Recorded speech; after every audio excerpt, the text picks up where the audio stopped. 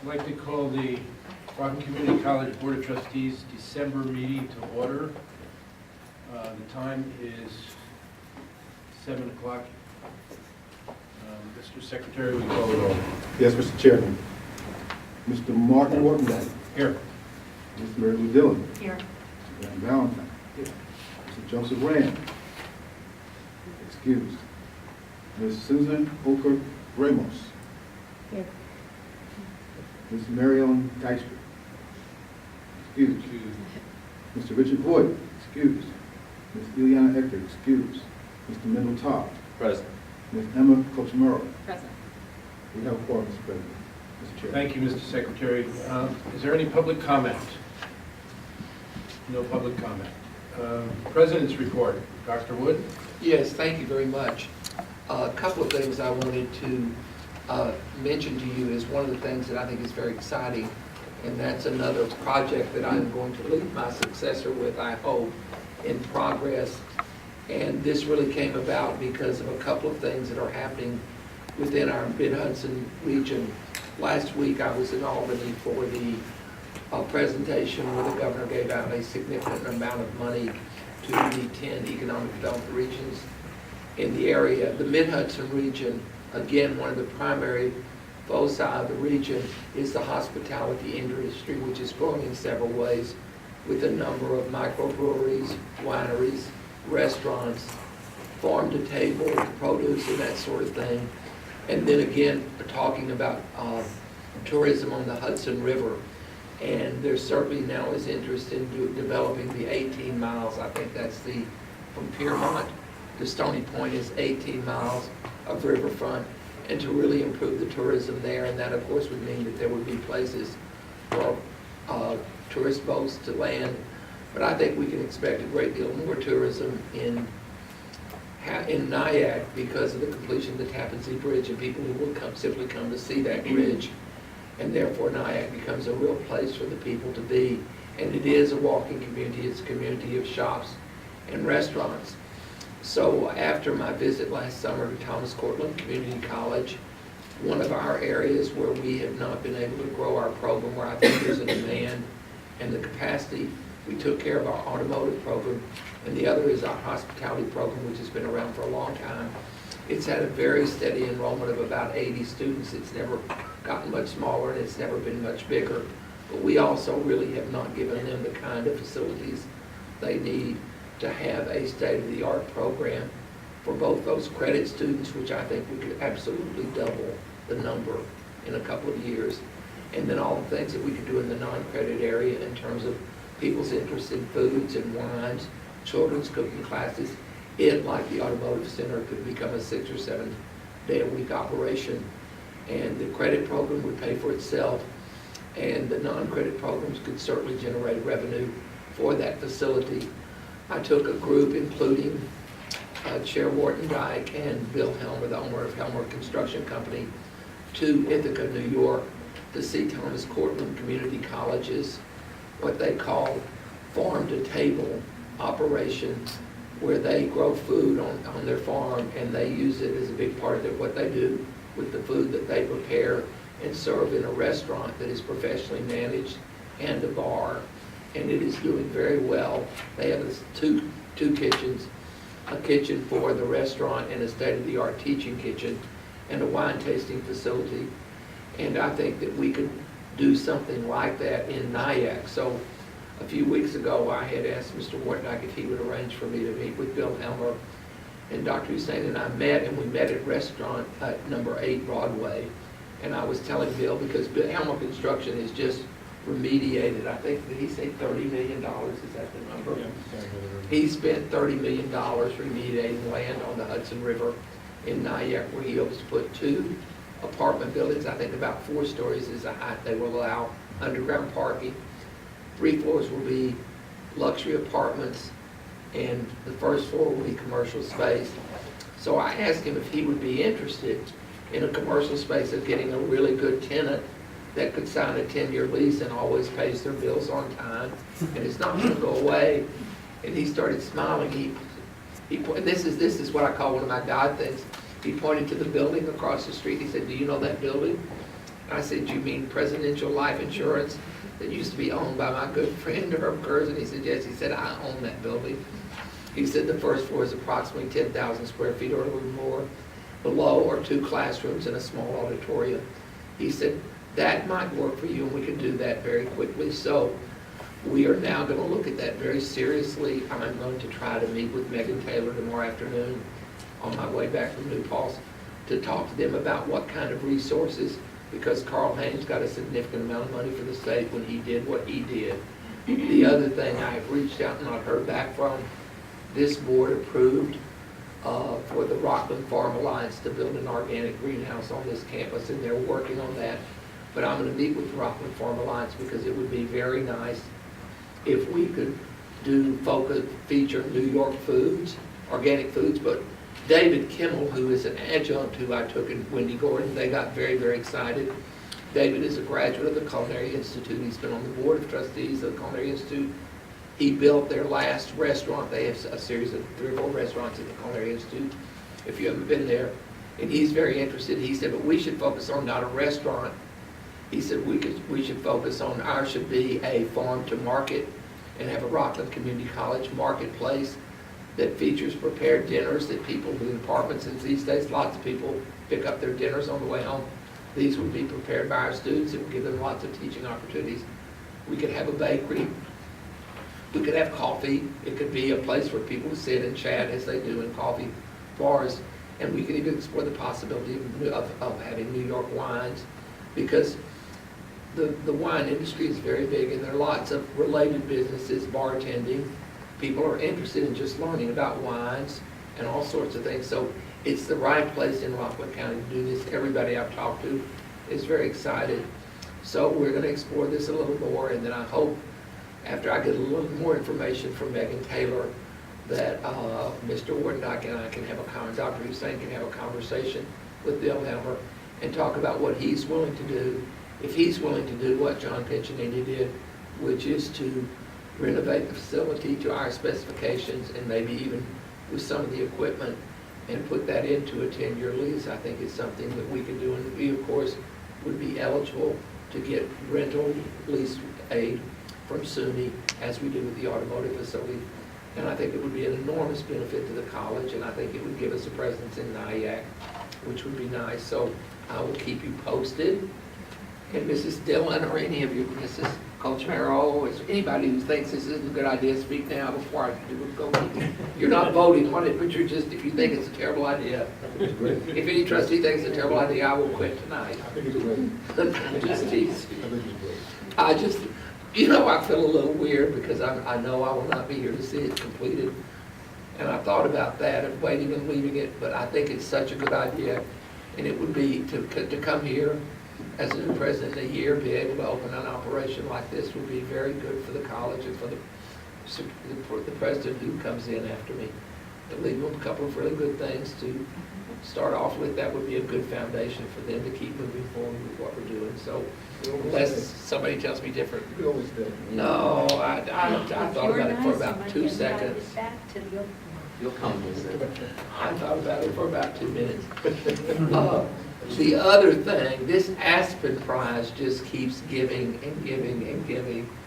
We got a letter today from the Aspen Institute and from the finalists. They looked at students. We had submitted their names of students, and of the 53 of them, 3 of them, they started with 150, but 3 of these, they didn't pick one of the 150 institutions, but they picked 3 from Rockland, are going to each get a $3,500 scholarship. We can't officially announce it until February. But we're very, very excited, and it really is terrific. And the other news about scholarships is this month from Cliff, and this is a picture of this year's Riverville Scholars. And listen to this, we have 1 full-time scholarship after all these years through the foundation. The Riverville Foundation just gave scholarships to 21 RCC students for a total of $95,000. These are full scholarships for the year. Last year, they gave I think 11 or 12, so the total amount of money they've given us over this period is $135,000. These are 25, 21, and in the other 12, we had 33 full-time students. And the nice thing about this is they look at students, they're very interested in students in career programs. So some of these students come from BOCES, some come from the college, so a number of them from the Liberty Partnership Program, which serves education and economically disadvantaged students. These are full scholarships. And if we do this right, and the way in which the Riverfield Foundation wants us to do it, Bruno tells me they might even be able to double this number next year because this foundation that he runs is doing really, really well. And he's gotten them interested in Rockland Community College. So even gone, he has made a significant impact on the college, and we really, really think Bruno and I have to think of something really special to do for him. And Liz Kendall coordinated this to be sure it was done exactly. They have some very specific requirements in terms of follow-up and that sort of thing. And she's really managed all that extremely well. So I appreciate that. And this was my month for pictures. Friday, I had mentioned this to you, on Friday night they had the 10th annual Shabbat Unity Dinner, and 121 students and alums. And I love seeing these alums come back. And one of the things you want to know is that you provide, one of the things that's hard in a community college is to help students identify with the institution and feel a sense of belonging. And I think the students who come to our Hillel group certainly feel like that they have a home here. And so many of them came back who made friendships here, who are now doing other things in other schools. So it was and Zipporah is the advisor to that group, and she and our campus rabbi do a really good job. So Zipporah, thank you. It was lovely. It was wonderful. And we hosted the annual meeting of the African American Historical Society. And for us being nice to them, they gave us $250,000, $250 for our presence. I love to exaggerate the numbers, but I can't even do that with a straight face. So I'm very happy about that. And so that is my report. Unless there are questions, I think the board understands that our contracts with two of our unions says if the holiday falls on a Sunday, that it's the following Monday. So we would be closed the day after Christmas, the 26th, and the day after New Year's, which is January 2nd. But because everybody has worked so hard, they're going to get an extra gift, which is we're going to be closed also on December 30th, and give them a nice 3-day weekend, 4-day weekend. So that's my report, unless there are questions. Any questions? Thank you, Dr. Wood. Great report. The consent agenda has 4 items tonight. We have the approval of meeting minutes, and we have 3 resolutions. These resolutions were discussed at our workshop meeting, and they will be voted on as a group unless someone would like to have them voted on separately. Okay, can I entertain a motion to approve the consent agenda? Second, still in. Mendeltown, second. Any discussion, comments? Okay, all in favor? Aye. All opposed? Motion carries. Thank you very much. Okay, academic affairs, Provost and Executive Vice President, Dr. Beer. By the way, at the Riversville Scholarship Luncheon, Liz Kendall had every one of the students stand up and give their major and what the scholarship meant to them. It was a goosebump and it was a heart tap. I'm telling you, it was unbelievable. A lot of nursing students, a lot of criminal justice, and it just was awesome. The other thing too is Bruno couldn't make it. And so I have to say, last minute, we had the idea of maybe what we should do is videotape the luncheon. And thank you, Mike Garcia, for coming. Last minute, dropped everything and did that for us, so I thank Mike very much. He's here tonight. So. The other thing, about 20 minutes ago, I just received a text. And I want to read it because I want the board to know really what we're all about and what we do. This is from Dr. Katie Lynch. And Dr. Katie Lynch is program chair, soon to be maybe director of the MTS Honors Program. And she said, "Sue, an honor student who is interning at the Connection Center, just gave her final speech about the center and its services. She put the center's table tags on every table in the room. Her speech was quite moving. I thought you'd want to know how profound an impact the center has had, not only on the students who need it, but also on the students who work there." Unbelievable. And that is my report. If there are any questions, thank you. Any questions? Thank you very much. Student Services, Vice President Dana Stilley.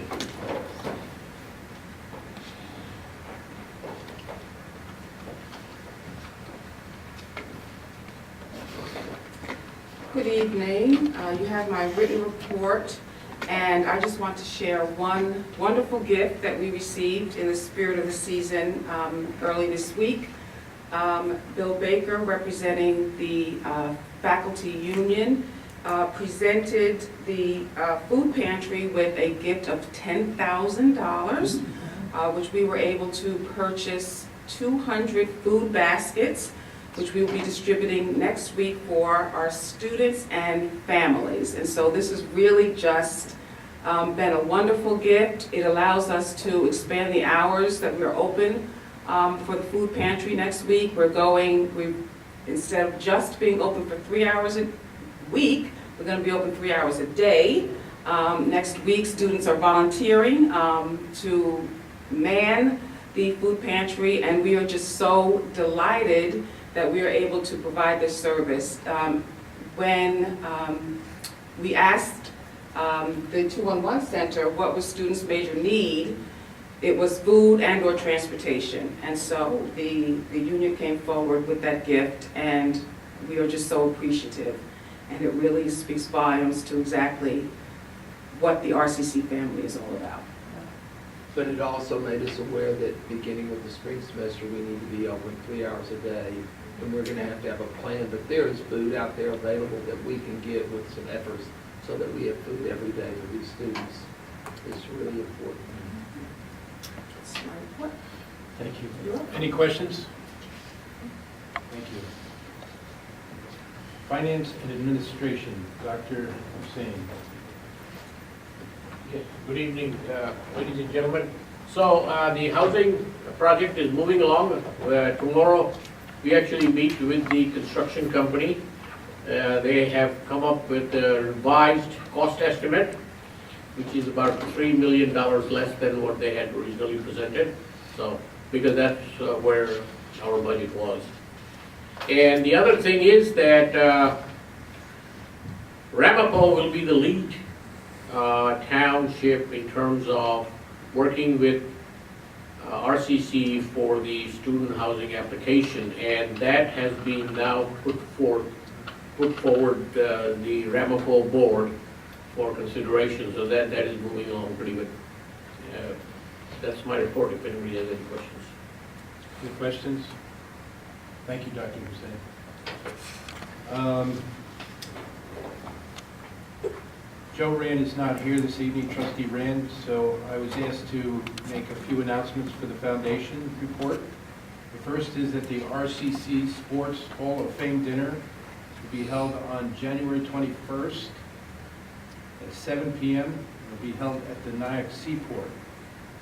The second event is the auto show, which will be on January 27th, 28th, and 29th in the Field House. And that's the foundation report. NICET report. No report. Did How you about you announce have a last month report? that Ann was the best director? They do not. Oh, she didn't know? No, they did. They have a new executive director. Who is it? I didn't get it. Name, off the top of my head, the name Because I escapes me, never got but, word of it. yeah. Actually, we went to all the nice. Yeah, we thought it was, I'll forward it to you as soon as we get Thank back to you. the office. Yeah. I did the I thought you whole, got it. for the whole revision of all the membership, and I never got it. Okay, is there, yes, Em. What's the date of the foundation luncheon? Foundation luncheon, I believe, is in early May. No, it's It's in March. Excuse me. March 31st, is it March 31st, the foundation luncheon? Sounds right. Okay. Yeah, it's in That's the last Friday in March. Is there any old or new business? If not, I would like to entertain a motion to adjourn. Wait, do we have to approve the last one? I'm sorry. Do you have a student? No, but do we have to approve the last one? It's in the consent. That's in the consent agenda. Motion to adjourn. Okay, Mendel, Second. second. Well, we can- All in favor? Aye. All opposed? Meeting adjourned. Thank you.